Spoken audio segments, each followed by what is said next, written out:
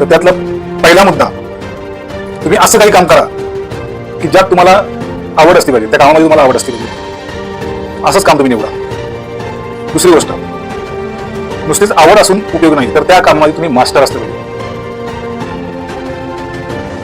दोन गोष्टी झाल्या.